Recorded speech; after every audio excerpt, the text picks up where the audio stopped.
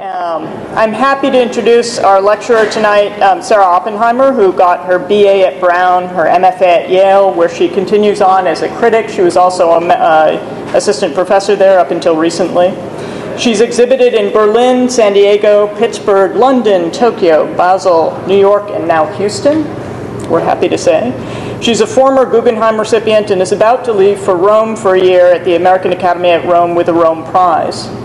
Sarah's work asks, I would say, from the point of view of an architect, I would say that Sarah's work asks how the elements of architecture, slabs and walls, and if you think back, those of you who were here last week and saw Tatiana Bilbao put up the slide of the Maison Domino, the sort of basic elements of architecture, a slide that in architecture we know so well.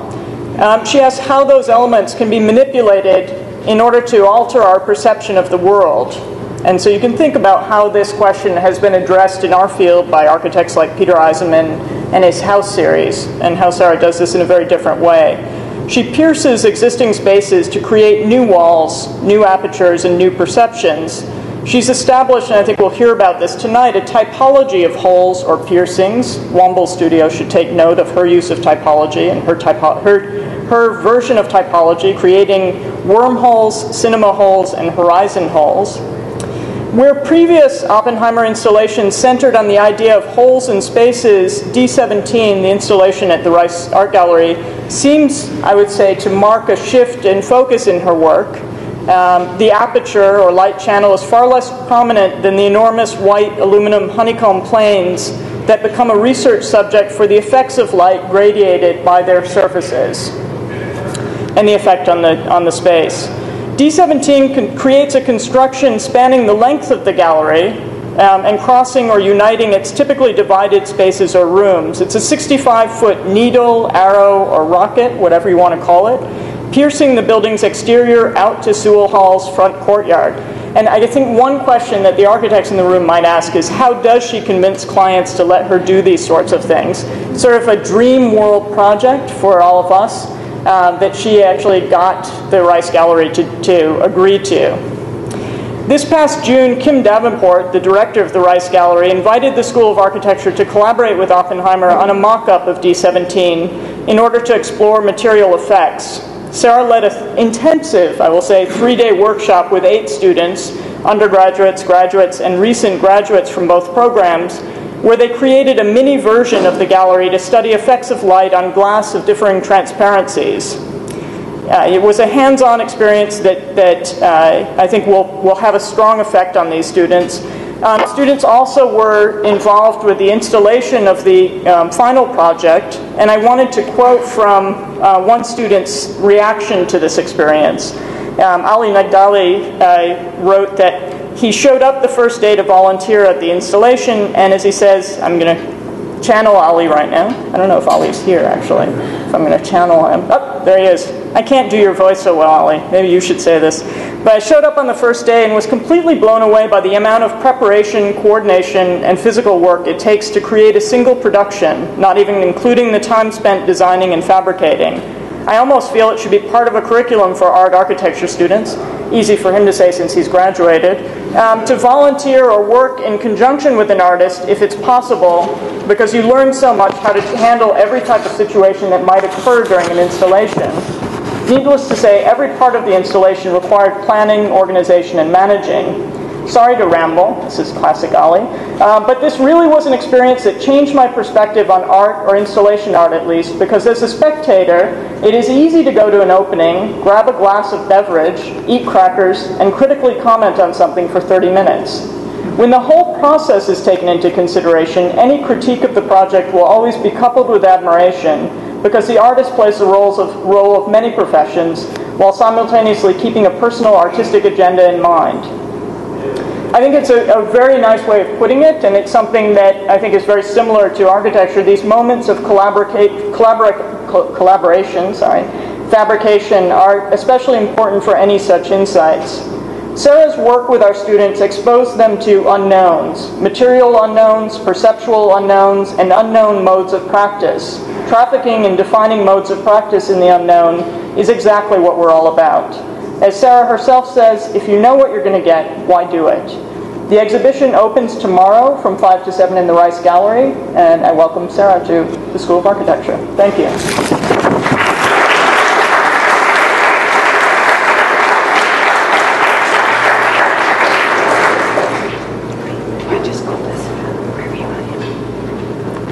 So, hello.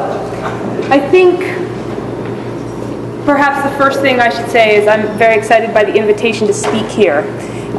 For me, it's particularly exciting to be invited by Sarah to join you at the School of Architecture and to have had so much overlap with architecture students, because it is a relatively unusual experience for me, and it has allowed me to expand and rethink my own process in a way that I haven't had the opportunity to do before. So that's really been fantastic for me, and I'm extremely grateful also to all the people who participated, many of whom are here, in constructing this, in sort of the investigation of the workshop with me. That was phenomenally interesting, and really I'm very grateful. In putting together this talk today, I wanted to actually step back from the project at the gallery and actually look a bit more closely at a set of strategies or problems that I have found to be underlying the last 4 years of my work, and to try and come up with a way to articulate what those strategies and problems are and how I understand them and codify them over time. So what this first slide is a still from a film that was created in 1921 by Hans Richter.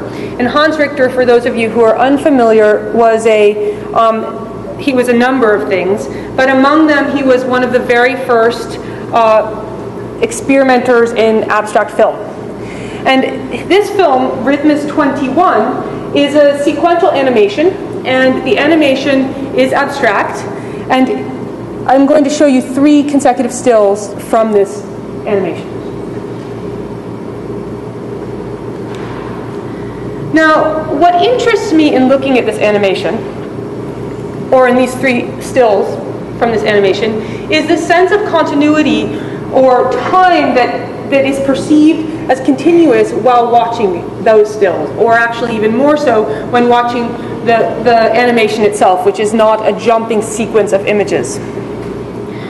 What I realized is, in thinking about the possibility of a whole, I don't want to think about that whole as an object or an absence of an object, but rather I want to think about that idea of a whole as a kind of break or rupture in the continuity of an experiential sequence.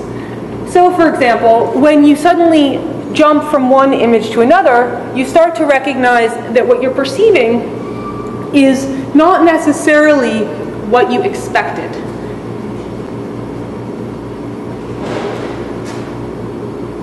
My first recognizable interest in this possibility of rupture or experiential discontinuity came about after I completed a project in 2006 at a gallery in New York called PPOW. And what you see here is a basic floor plan of that exhibition. And what I'm going to try and explain is something about the trajectory of the body moving through that space. When you entered the gallery space, you entered through this one doorway, and you were suddenly confronted with a large tube or obstacle. In order to navigate that obstacle, you had to walk all the way around it, and you could then look outward at what was a concealed window. When entering the gallery, just to explain this again, you couldn't see anything beyond that dividing wall. It was basically blocked from view. Then you would walk under a second sort of tube or opening, which appeared closed, and into this main gallery space. Now, what I suddenly realized after the creation of this work was that what was by far the most interesting experience in this piece was your experience in this square here.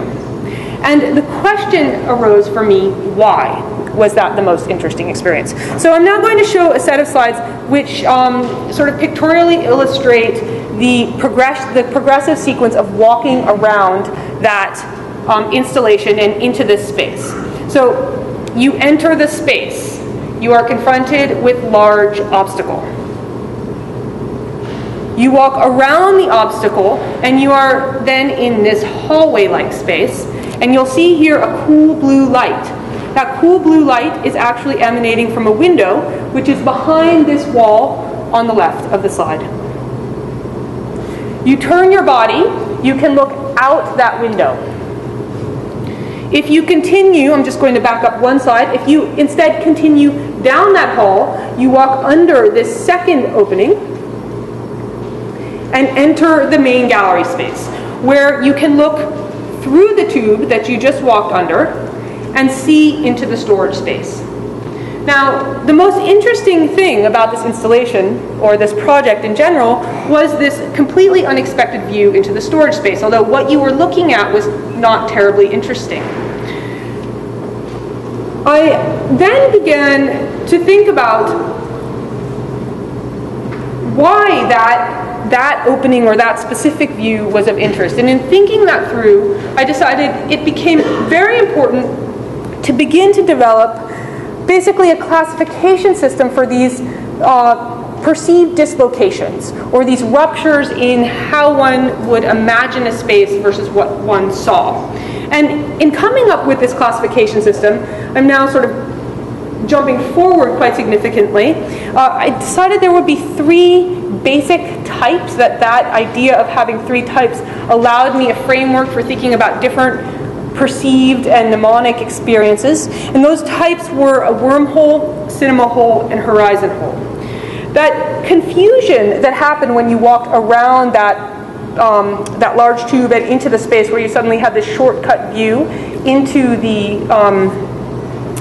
the storage room, was actually exemplified or illustrated here by this idea of a wormhole. So now I'm going to give you a more general rule. If it started with the specific and the concrete experience of walking through that space, it became generalized to this larger rule, which is you stand in a box.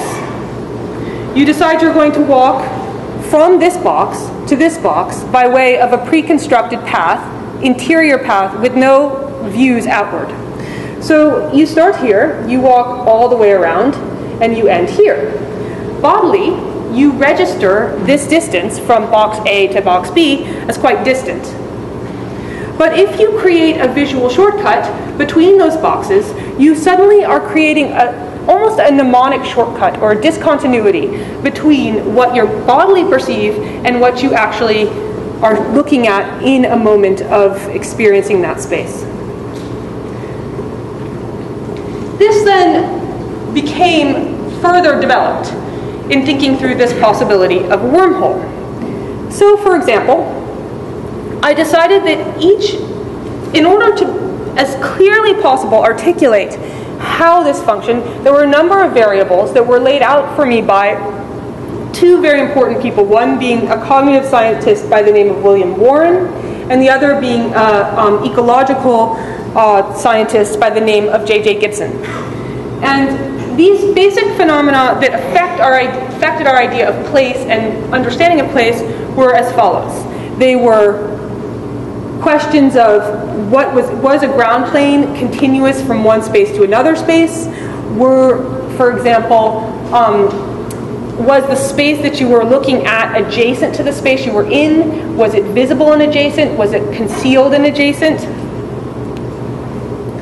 In thinking through this idea of a wormhole as this visual shortcut, the first wormhole, or the first intentionally developed shortcut, happened between three adjacent spaces. That was what we're seeing here is room 1, room 2, and room 3. This aperture started as a simple hole and then became later a nested hole, was designated with a numerical title. And that numerical title referred to what spaces, it referred to a larger typology of which you just saw a sampling, and discussed, for example, was it penetrating between adjacent spaces? Were those adjacent spaces visible to one another? Was the ground plane between them perceivable? When installed, it created basically a three-way viewing structure, where when standing in front, you could see a view off to the left and to the right.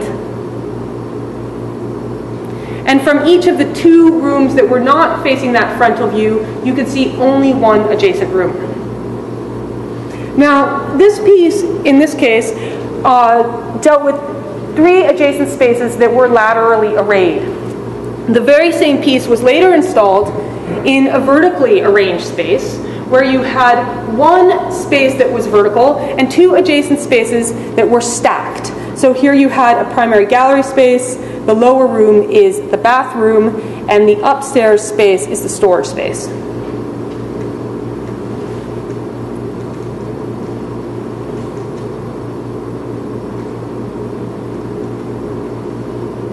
That is the view from the bathroom. And if you actually were brave enough to use the toilet during gallery hours, you would stare out towards the entrance of the gallery. The prospect of a wormhole, this specific dislocation of looking from one space to another space, is complicated in the following way. It is quite simple to remember what space is next to the one you just entered, or to consider, for example, what is outside to your left or adjacent to the right. But when you actually flip that, arrangement into a sectional cut of the building, it's far more difficult to conceive, for example, of what space we are on top of right now, or what space is on top of us. This project, completed in 2008, was a similar wormhole project, but in this case, the opening penetrated vertically. The piece was constructed of 8 sheets of plywood, which were milled, laminated together on the 3rd floor of the museum, and then inserted through an incision on the 4th floor into the upstairs gallery. It was then placed to extend out the 3rd floor window of the museum. And the flooring, the original flooring was removed, and then after the piece was put in place, we relayed the original flooring so it matched the existing flooring in the room.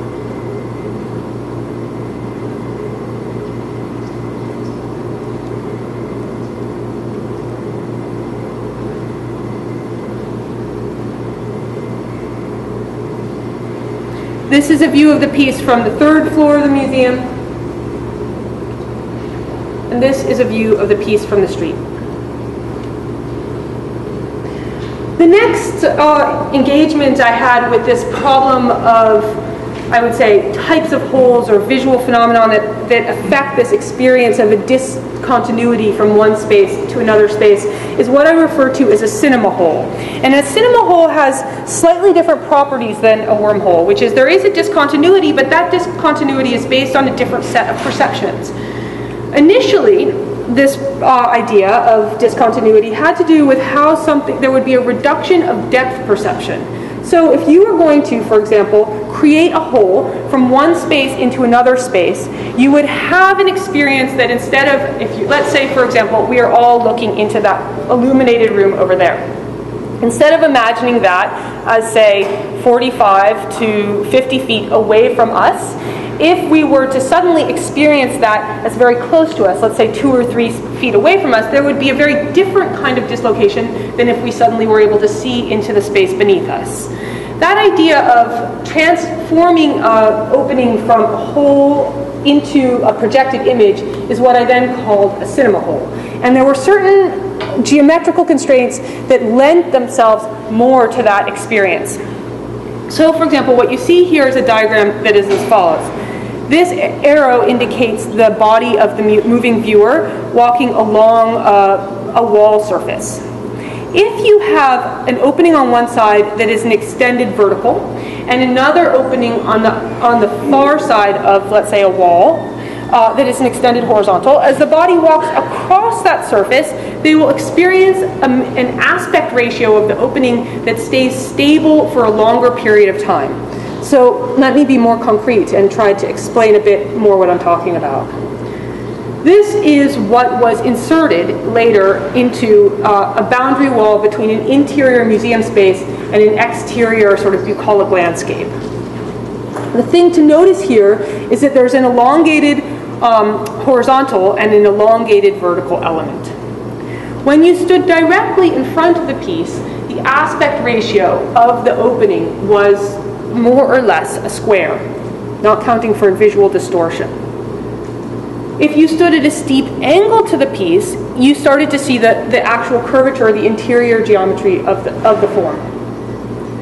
But if you tracked your body along the piece at a relatively distant range, let's say 10 feet is what counts as distant here, the aspect ratio remains relatively stable while the view of this distant landscape changes quite significantly. So this is a quick time of that experience.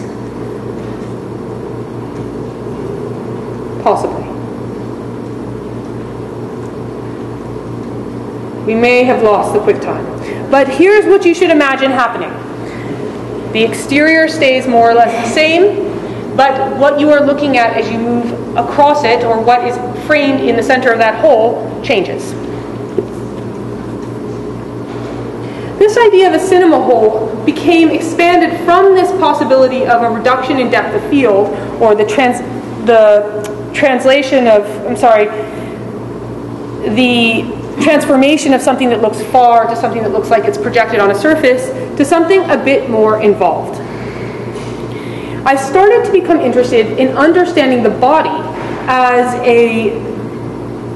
basically experiencing something like, or the body as a kind of substitute for camera.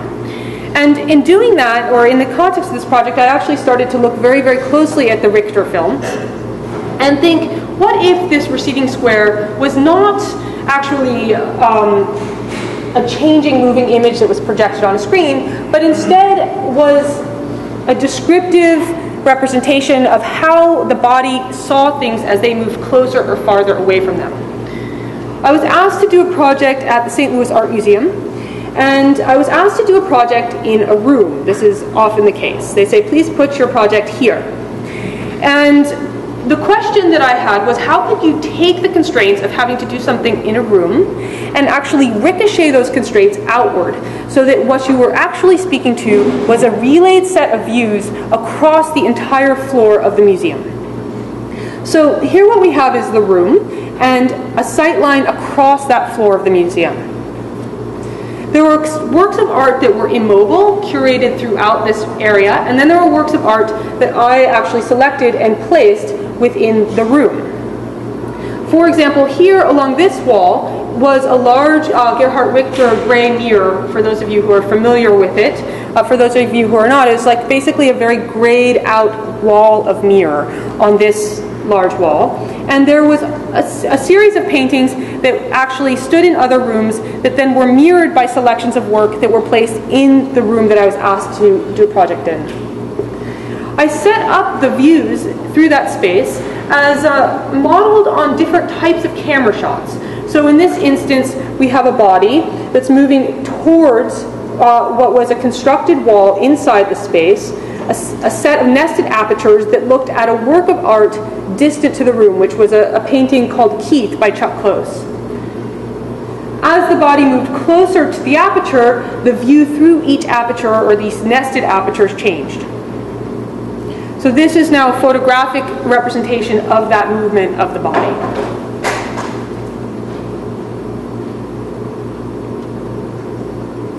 The next view that I became engaged with, or camera motion that I became very engaged with, was the possibility of thinking of a track and pivot shot, where a camera is tracking across a field, but the focus, or the focal point of that camera, is staying stable. So the camera is staying focused on one thing, but it's also simultaneously moving. So here we have a body that is moving laterally across the room and looking at an object in the far room, which in this case was an Ellsworth Kelly spectrum painting. On the near wall was hung a Piet Mondrian painting, which was set up to mirror the composition of this in the far room, of the Kelly in the far room. So when you stood there and tracked across it, you saw a very close image of the Mondrian juxtaposed with that very distant composition by Kelly.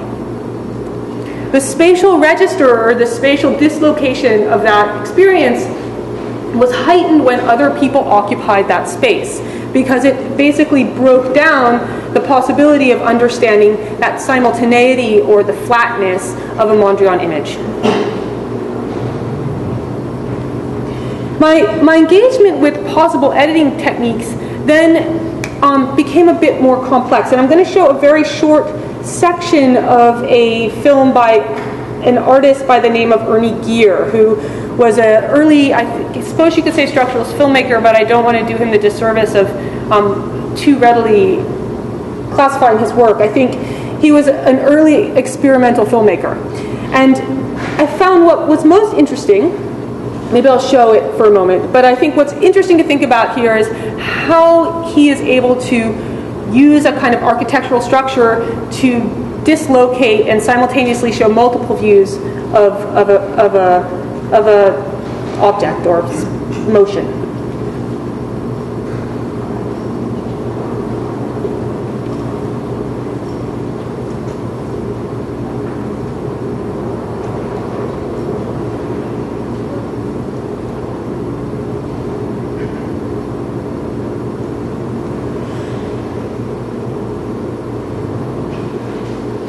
In this piece titled Shift, you'll notice how these bars on the road, they stay very stable. And at the same time, he's able to manipulate the camera or turn the film stock 180 degrees and thereby actually confuse the viewer as to where top, bottom, or where this architectural structure is actually located. In the case of a film, this happens sequentially, or in the case of this film. So these juxtapositions are happening temporally, but they are also happening in terms of how one remembers the previous shot in the mind.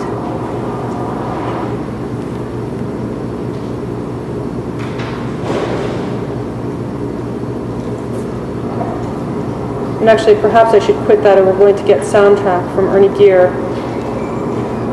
For all of those people in the audience who are not familiar with UbuWeb, it's an extraordinary resource that I recommend to everyone here.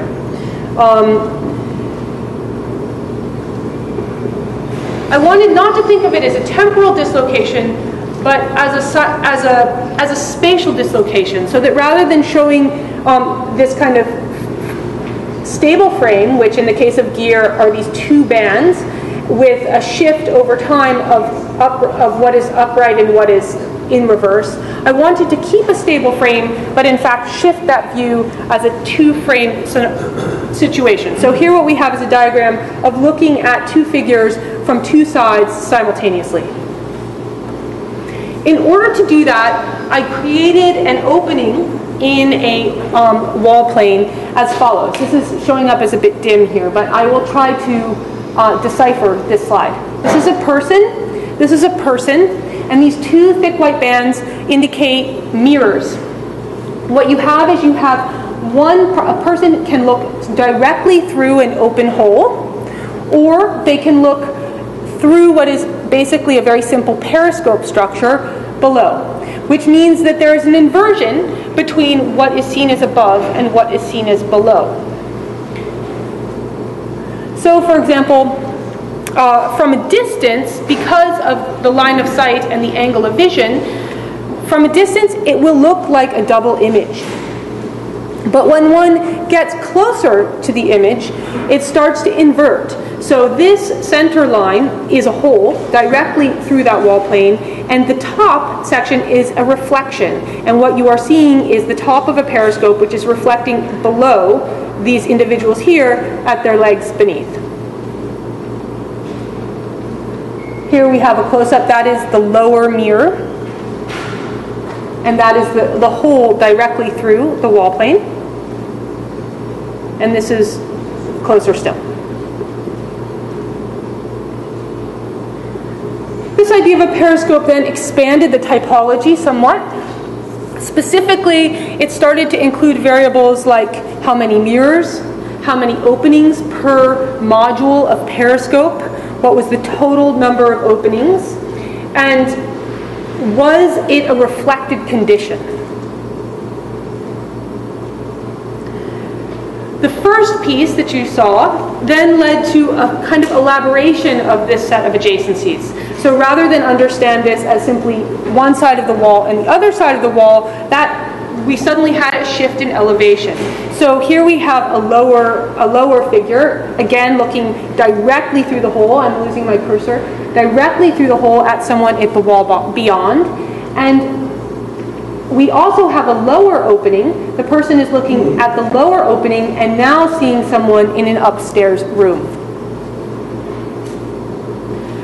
In order to make this project, we took a section of the full piece and mocked it up to see what was the angle of the mirror in relation to the viewing distance. So if you change that angle of the mirror, the body had to move farther or closer to that reflected field in order for the two reflections to align. The piece was shipped, this was shipped to a large, there's a large art fair called Art Basel, and in this section of the fair, there's a series of very large-scale projects. It's basically like being in a sea of white boxes. So when you're wandering around there, it's like airplane hangar, sea of white boxes, stuff in between the white boxes. They custom built this wall structure in this larger sea and inserted these two large elements into the walls.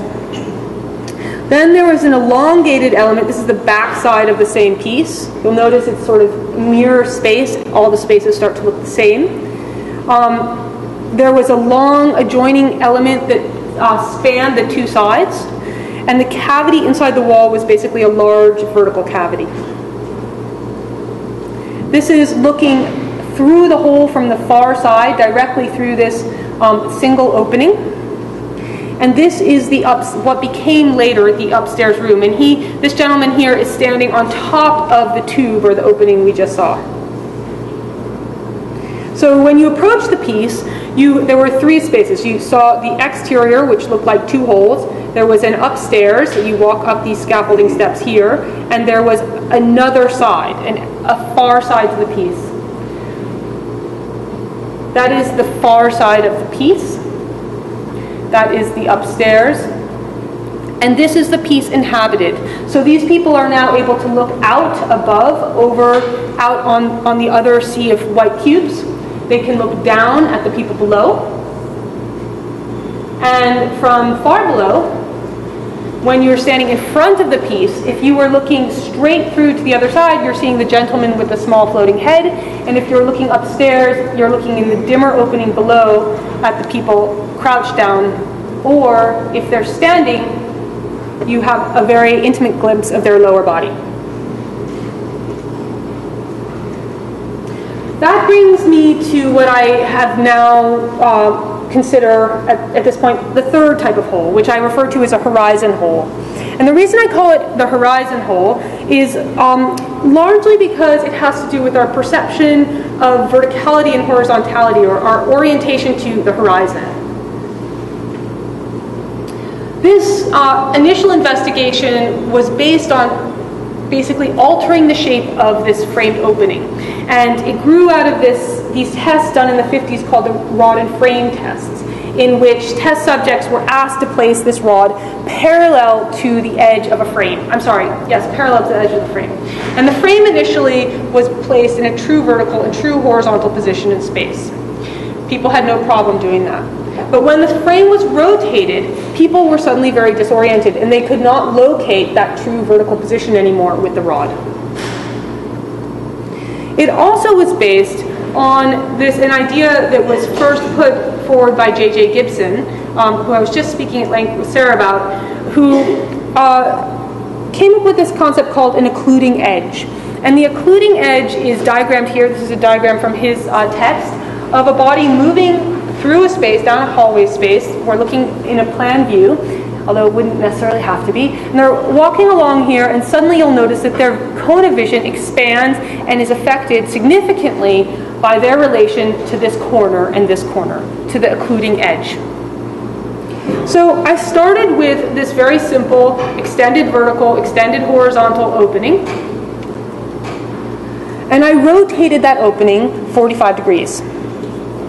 And then wrapped that opening around the corners of an architecture. This was how the piece came together.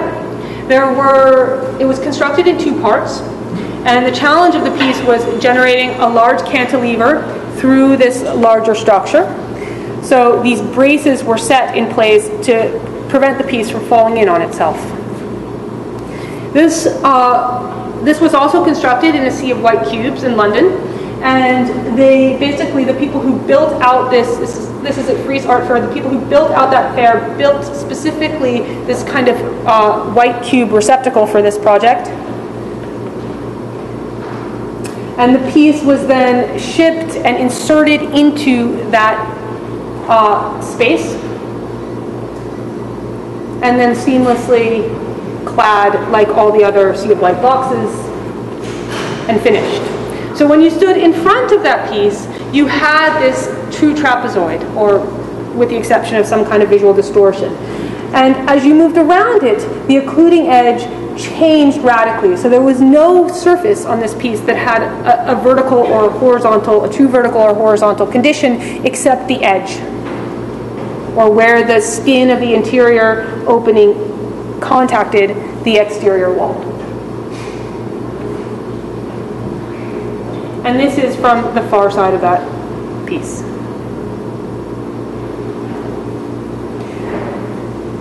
This brings me closer to what is here at Rice. This investigation of the occluding edge became extremely interesting to me. And what became interesting about it was that the edge did not have to lie in, or the idea of some kind of opening or hole did not have to lie in how you punctured through a plane, be it a wall or be it a floor. It could instead be the boundary of the plane itself. And I started to consider how a horizon hole, or a shift in that sense of vertical versus horizontal, could be altered by shifting the orientation of the plane, so that that plane could suddenly be a floor or a ceiling. I decided to generate a plane that was also punctured by two openings. So here we have a gallery space that was previously enclosed, two holes were generated inside of it, and then two primary beams which connected at a certain point were hung off the interior wall cavities. A set of ribs were fabricated to connect to that beam, and a prefabricated aperture was placed on that geometry and were aligned with the openings that were cut into the exterior walls, creating a set of views through the top and bottom surface of that plane to the air shaft buried in central London.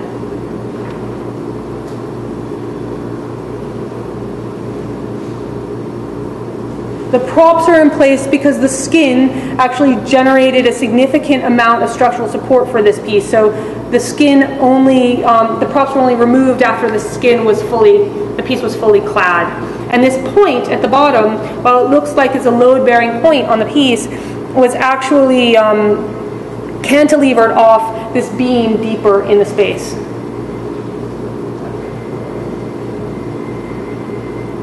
And here we have the top surface clad, but not the bottom surface. And here we have the finished piece. And one thing that really struck me about this project after having created it was that this edge, this occluding edge, actually did far more work than the holes through that occluding edge. And that edge set up a condition, a light condition of illuminated and not illuminated, of one space as divided from another space, that wasn't happening when actually one passed across that very, very thin barrier and was able to look through the two apertures from below.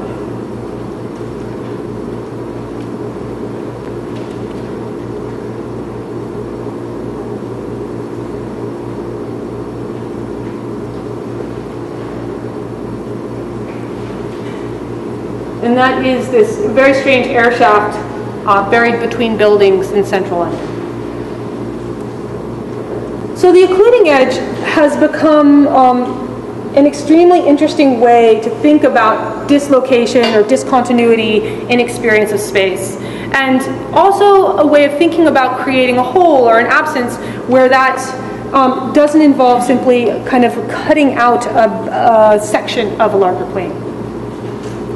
It expanded the number of terms in the typology quite significantly.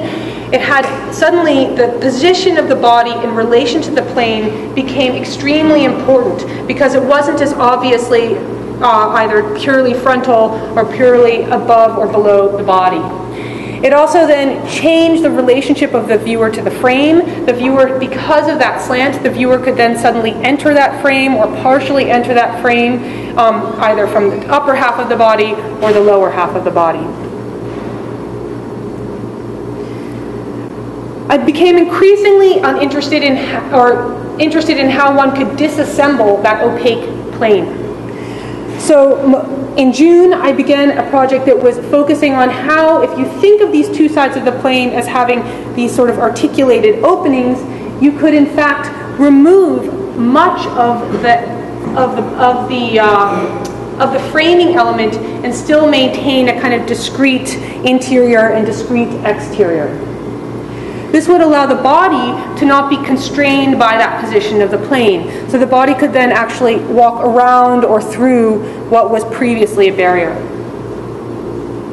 This project was actually designed with that in mind, where you had a very, very elongated edge, and as you moved around the circumference of that edge, there were moments where that edge would lock into position and create a kind of framed visual field.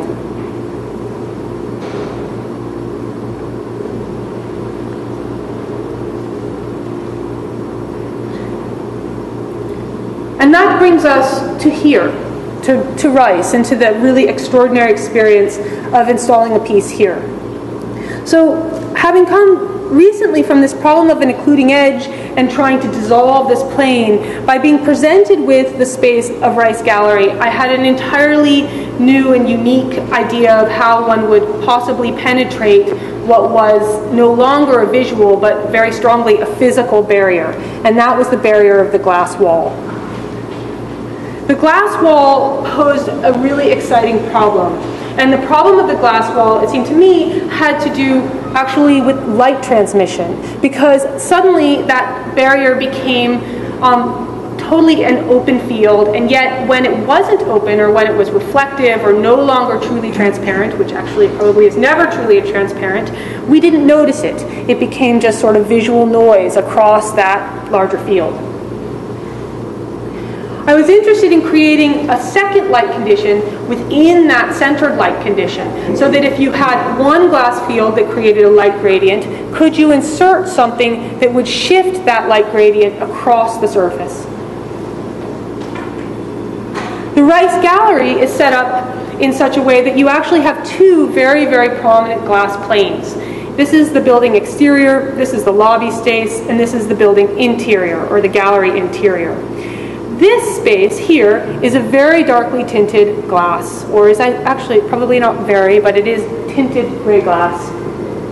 And this center barrier, this large glass wall, for those of you who have not been in there, is a standard glass, standard iron glass wall. So it is slightly tinted green, for those of you who are aware, but it is not tinted with any additional coloring.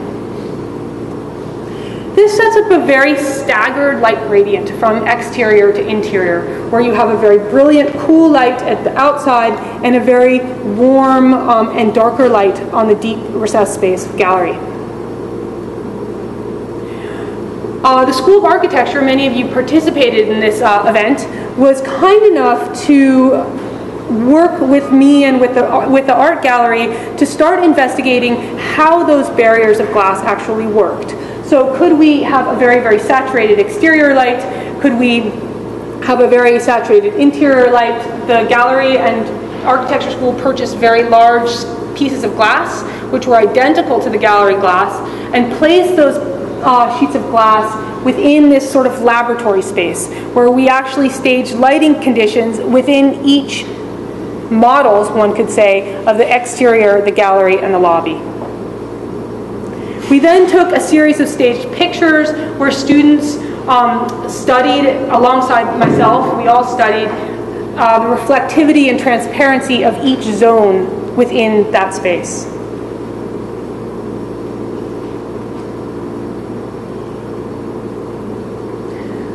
A number of models were built in order to think about control of light gradient in my studio in New York. We took photographs of it. We thought about how you could channel that exterior light deeper into the recesses of the building. And we looked at that under a series of different light conditions.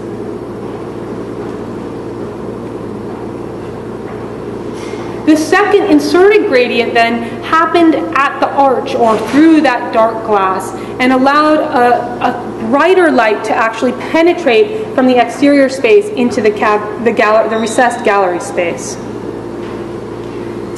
After arriving here to do this installation, the gallery hired a series of glazers who removed that archway glass.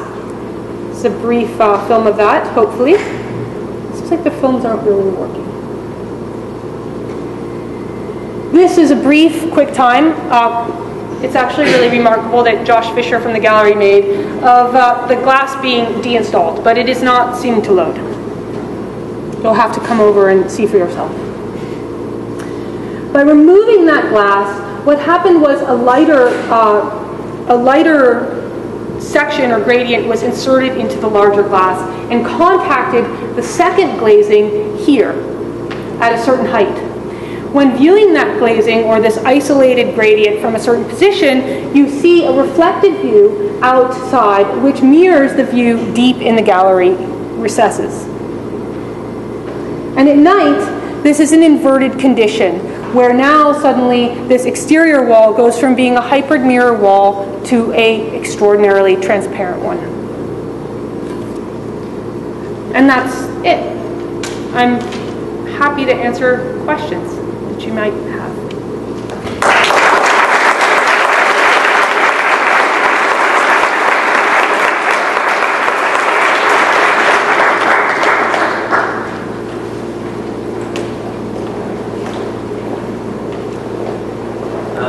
Simple question. Why do you, keeping yourself, why do you choose to work on like a smaller like installation scale or interior scale, and now why not practical architecture? Well, that's really an interesting question.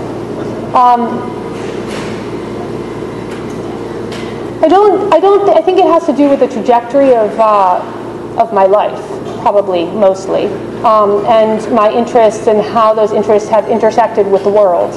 And I also think that when I look at architecture, for example, someone whose architecture I find both fascinating and also interesting in terms of scale is someone like Brouwer, because Brouwer is able to start with a very discrete object and work his way and some of the principles in that discrete object into a very different type of scale, form, or space. But I think it also has to do with what opportunities and what occasions come to me.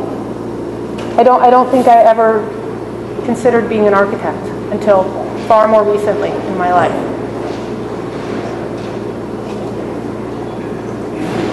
I had a question for you about the sort of question of beauty. I mean, we talked earlier with the conversation with the students about your abhorrence of the work being seen as objects and your sort of skepticism of objecthood.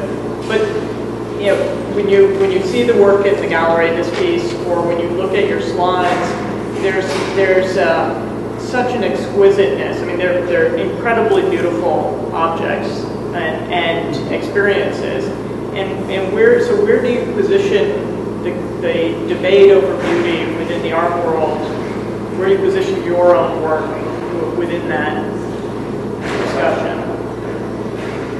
So the debate over beauty in the art world is, I don't know if I can position myself in relation to that. But because I'm not sure, to explain, I'm not sure I know exactly what that debate is right now. But I think beauty, the thing that I find difficult about the idea of beauty is a problem of taste. And I think a kind of condoning of a certain consensus around what is good taste is always, at least in my mind, a little bit specious. And so for that reason, I find a problem with the idea of aiming towards that. I think if the work has a result of looking what one would call beautiful, then that may be positive or negative depending on the context. I'm actually not sure. But But I think it's something that I've been very suspicious of my own taste, and I've been interested in artists who have sort of tried to work against their own taste as time moves on in their work. It seems like talking about these aesthetic choices, you move from these very rounded corners to these very sharp, rather pronounced joining of the angles. Yeah. And I wonder, what is your reasoning behind what is an aesthetic choice that you very consciously made? I think there's two reasons that's happened. One is that rounded surface really grew for me out of I was very interested in the possibility of folding something. And I think that had to do with the problem of moving between a two-dimensional and three-dimensional representation. But when you get into folding something like wood, you have material restrictions. Specifically, you have the limitation of the material and the minimum radius of a bend. So that kind of voluptuous curvature, I think, has very much to do with trying to fold a material that has its own internal structure. Part of what interests me about moving away from that material or playing with other materials is that condition of an edge is not so imposed on the material. And a condition where you have a sheet material and that sheet material staggers, which is the case here, where you don't have an actual crease, or if you do have a crease, you can use just a strip of that edge, I think lends itself to a different geometry.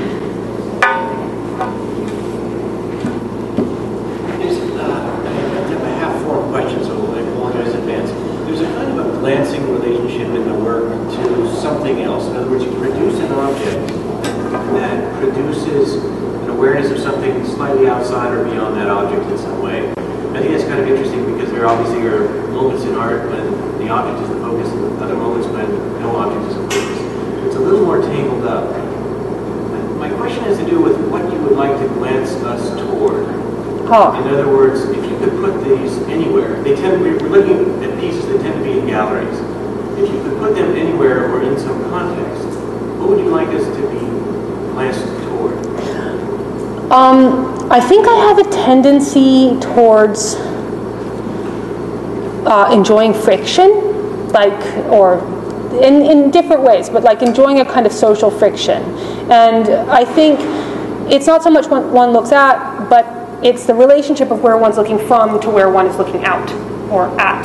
So I was delighted by the opportunity to make a hole into the bathroom, even if it was at odds with the program of the gallery, the function of the gallery. I think there are certain barriers where there are a lot of social rules enforced, like that one doesn't look into administrative offices, or that I was just talking with someone about designing a courtroom where you don't want the person who is you don't want the two parties of a fighting court case to have like a procession that's a shared space or visual contact except in that courtroom space. And I think opening a kind of friction between what is previously separated is really, really interesting.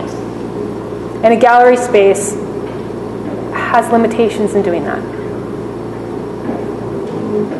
On a kind of related note, I was thinking about looking at something versus looking kind of inward, and it seems, when I was looking at the work overall, it seems like there's like the actual experience of looking is almost a decoy, that you're not trying to get us to look at something actually, but the kinesthetic kind of bodily experience actually becomes foregrounded, and the vision almost becomes a confusing element in that. And I wonder if you would agree with that, because looking at the slides and people you're looking through, but then you're seeing something on the other side, you're seeing the bottom half of their body, and that kind of topsy-turvy, and it seems like you almost can't trust your vision, or you're not supposed to be thinking. If you're just trying to figure out what you're experiencing bodily through your vision, you're going to kind of be stuck in a bit of a wormhole, that maybe it's actually meant, if you foreground your own physical experience, that's the way to kind of experience it. And I wonder what you thought about that idea. Well, I'm just thinking about it now. Can you repeat the question? Again, hear the question. Well, it was. I guess I was just kind of noticing or wondering whether actually vision is what, or seeing is maybe a kind of decoy, that it seems to be foregrounded, it seems to be the object of, the purpose of the installation, but that actually the bodily experience and maybe kinesthetic experience is actually the ground that you want us to be experiencing. Well, I'd like to refer this to J.J. Gibson, who actually has made a great critique of Newtonian optics. And specifically, the critique is that vision is not purely in the eye, and it's not in a single eye from an isolated singular point. And that's how optical phenomena are often studied. In fact, they're studied even at a more micro level most of the time. So if you imagine vision as a kinesthetic experience, then it's not quite so simple. Like, we don't understand what we see in relation solely to what's hitting the light hitting the back of the eye. We understand it in terms of where we are and how we understand it in terms of the ground, ideas of gravity, ideas of surface and texture. But I think the friction, if we're going to make some kind of clear division between those things, I think the friction between them is a really good starting point to think about the work.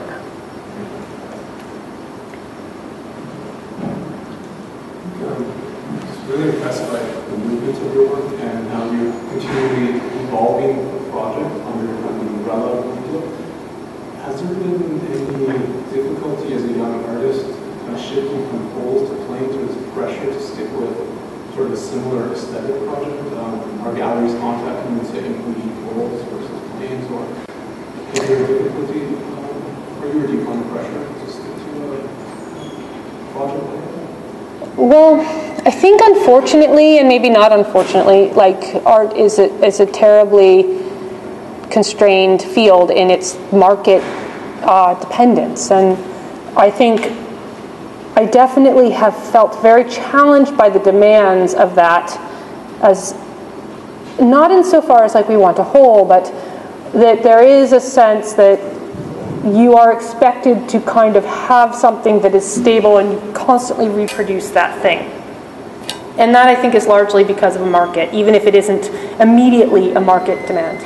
But I feel really, really fortunate in that my work is not I don't think people will look at my work and say, wow, there's a real winner on auction. I mean, it's like, how do you think about this? And that's hugely liberating. I think if I was making a painting, or if I was making a sculpture, even just a freestanding sculpture, I would have a lot more constraints. But for example, working here, I've had tremendous freedom, and I have had tremendous support. And I think it has to do with how you set up a precedent in your own practice. It is odd that we sort of gave you charted the progression seamlessly. But I'm struck by 2 or 3 of the other questions and what big change in occurred, not just in the forms, but the way it's marked, is between the curved edges and the planes. And the curved edges really seem to almost defer the content of the piece to what's around it. Right? I think the answer to Ron's question about you kind of back the view back from the social dimension of opening up the room closet, which is really striking in the very first project. And these, where the plane, where you start with the planes, are, in following Sarah's question, much more aggressive formally, even if you didn't conceive of that way, right? You see the planes shooting up, usually across the diagonal of the room, and I wonder if that's not setting something else into motion. There's more, you're almost in the second phase competing with yourself, because the object that you're making, even if you're not making it intentionally to be seen, is very striking, right? Look at this image. It's very, very strong, and it's almost competing with the views that you were drawing in your sections. The views, which I guess in this case is the trees or the sky, but maybe in previous cases had something to do with the context. Or something that you wanted to contextualize. But I think in the later work, it's not a picking one phase or the other. But I do think there's a real difference when you look at this object, that what you have made is in some ways equal, sitting from this view to the view that you prefer, that you've drawn in your sections. It almost the object almost competes with the perceptions that you're focused on. Yeah, I totally understand what you're saying. I think what that highlights for me is sort of like one of the problems, and I don't mean problems like negatively, I mean a problem like problematic, is that there's a tremendous amount of construction that goes, of building planes, that goes into the construction of the other pieces. But because it is coded as normal, like as white wall, floor, it's invisible. We don't experience it, but it's still there. So the question becomes, do you pronounce that plane, and does that plane itself become the thing that limits it or not? And in pronouncing that plane, does that plane become like a visual center of focus? And I think, well, no, I mean, I think you're raising a good point, and it's a point that I have sort of bounced around with in the work, and I'm increasingly, dealing with the glass plane is really exciting because you have that problem in two ways now. You suddenly have a real barrier that's an existing architectural barrier that's not visible, and then you have the second introduced plane. And I'm still resolving that dichotomy. I think it's interesting to me because it brings, and the plane pieces, there's something else in play. Mm-hmm. Even though you're not acknowledging it, or it's not part of your direct investigation, where in the earlier pieces, what was really in play was the view and the perception. And much of the piece was just getting out of the way, right? Now there's another element in the mix. So now, instead of the subject and the view, there's now the subject, the view, and this increasingly apparent object that is, I wouldn't say interfering between the subject and the view, but adding another dimension to the work, which I think is interesting. Yeah. And I guess I'm wondering how much you thought that through, because you presented it seamlessly, right? Like it was one investigation, but I think it really is two. They're very discrete periods. The first part with the curve stuff, and the second part where you started to expose the slant lines and talk about and form plans. I think I don't see them as discrete. I see them, I mean, I understand what you're saying in terms of observing them as discrete, but I don't understand them that way. I just understand how one articulates the plane or follows a convention around constructing a plane.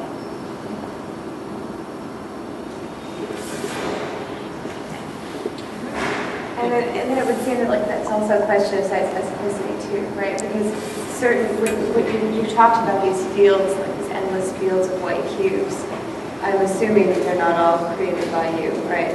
No, so, almost none. I mean, when you're working with a field of endless white cubes, or an endless field of white cubes, then to default to making more cubes, it's an easier field in which to let the construction disappear. But when it is, it's so interesting because it also tells about the space that you're working with and how much site specificity plays into that decision. So I wonder, it's like these sets of parameters and the spaces you're working in a way, have directed you in this new method of working that might continue in these different fashions as you aspects. You raise a great point, because I think that if you're constructing a series of standard walls within a glass box, you're actually then also, to answer the question posed earlier, you're actually making an object of those walls. You're sort of stuck with that condition.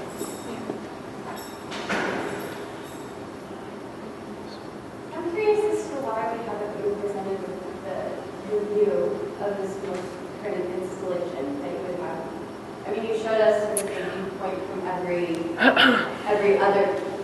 previous piece, and so now, I mean, just in your presentation of this particular work, it's almost completely the object rather than the experience of the object. That's a great question.